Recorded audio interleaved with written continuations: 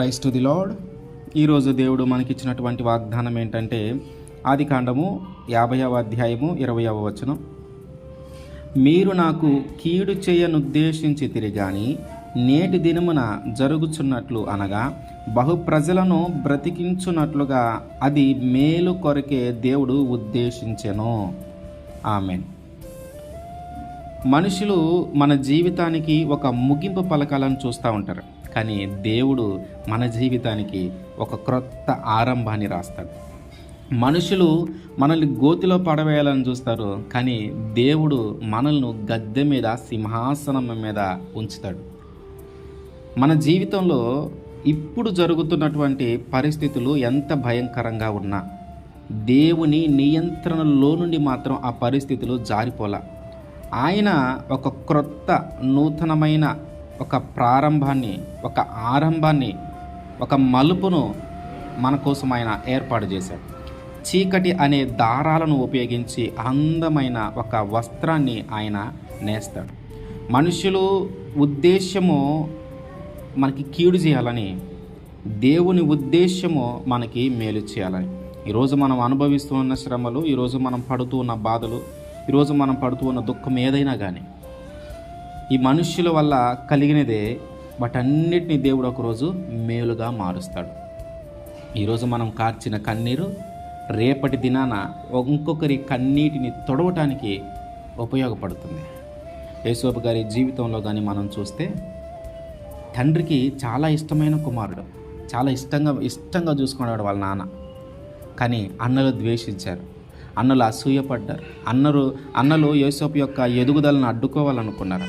అన్నలు ఆ యోసేపుని అసలు నశించిపోయేలాగా చేయాలనుకున్నారు. ఆయన నాశనాన్ని కోరుకున్నారు. అసలు యోసేపు లేకుండా ఉంటే బాగుండు అని అనుకొని ఆయన్ని కొట్టి గోతిలో పడవేసి ఇష్మాయిలీలకి అమ్మివేసి యోసేపు నశించిపోయాడు. ఇక యోసేపు లేడు, ఇంక యోసేపు చరిత్ర ఇంతటితో ముగిసింది అని అనుకున్నారు. కానీ దేవుడు ఒక నూతనమైన ఆరంభాన్ని యేసోబు జీవితంలో ప్రారంభించాడు. అన్నలు అనుకుంటున్నారు ఇక యేసోబు చరిత్ర అయిపోయిందని, కానీ దేవుడు ఉద్దేశించాడు ఆయన జీవితంలో ఒక నూతనమైన ఆరంభాన్ని ప్రారంభించాడు. కొన్నిసార్లు మన రక్త సంబంధికులే, మన తోబుట్టులే, నా వాళ్ళు అనుకున్న వాళ్ళే మన ఎదుగుదలను అడ్డుకుంటూ ఉంటారు. మనము అభివృద్ధి చెందుతుంటే అడ్డుకుంటూ ఉంటారు. మనము నాశనం అవ్వాలని కోరుకుంటూ ఉంటారు. అసలు మనల్ని అంతం చేయాలని కోరుకుంటూ ఉంటారు. మన వాళ్ళే, నా వాళ్ళని ఎవరైతే అనుకుంటున్నా వాళ్ళే కొన్నిసార్లు వ్యతిరేకంగా నిలబడతారు. మనుషులు ఉద్దేశించేదంతా కీడే. నా వాళ్ళు అనుకున్న వాళ్ళే నిన్ను ఎదగనివ్వకుండా, అభివృద్ధి చెందనివ్వకుండా, నశించిపోయేలాగా చేస్తూ ఉంటే అసలు నేను లేకుండా చేయాలని చూస్తూ ఉన్నారేమో. నీవు భయపడొద్దు. వాటన్నిటి నుంచి కాపాడి ఆ మనుషులు ఉద్దేశించిన కీడును దేవుడు మేలుగా చేస్తాడు. ఆ దేవుడు ఎవరయ్యా అంటే ఆయనే యేసుక్రీస్తు వారు. ఆయన నీ యొక్క అభివృద్ధిని అడ్డుకునేవాడు కాదు. నువ్వు ఎదుగుతూ ఉంటే సంతోషించేవాడు. నువ్వు ఎదుగుతూ ఉంటే నీకు ఇంకా సపోర్ట్గా నిలబడేవాడు. నువ్వు నశించిపోవటం ఆయనకి ఇష్టం లేదు. నువ్వు జీవ వృక్షములాగా బ్రతకాలని కోరుకునేవాడు. ఆయన నీ యొక్క అంతము కాదు, నీ యొక్క ఆరంభమును కోరుకునేవాడు. మనుషుల ద్వారా కీడు అనుభవిస్తూ ఉన్నామేమో, ఆ కీడును మన దేవుడు అయినటువంటి యేసుక్రీస్తు వారు మేలుగా మారుస్తానని మనకి వాగ్దానం చేస్తూ ఉన్నాడు. మనం అనుభవించిన శ్రమలైనా, మనం అనుభవించిన కష్టాలైనా సరే అవన్నీ తొలగించి వాటన్నిటిలో నుంచి విడిపించి దేవుడు మనలను తిరిగి మన జీవితంలో ఒక మేలు వచ్చేలాగా ఆయన చేస్తాడు.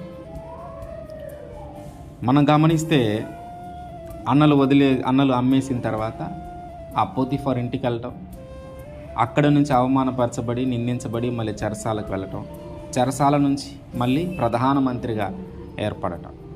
పోతీఫరు ఇంట్లో ఉన్నప్పుడు పోతీఫరు యోసేపు మీద కటాక్షం కలిగేలాగా చేశాడు దేవుడు. చెరసాలలో ఉన్నప్పుడు చెరసాల అధిపతికి కటాక్షం కలిగేలాగా చేశాడు దేవుడు.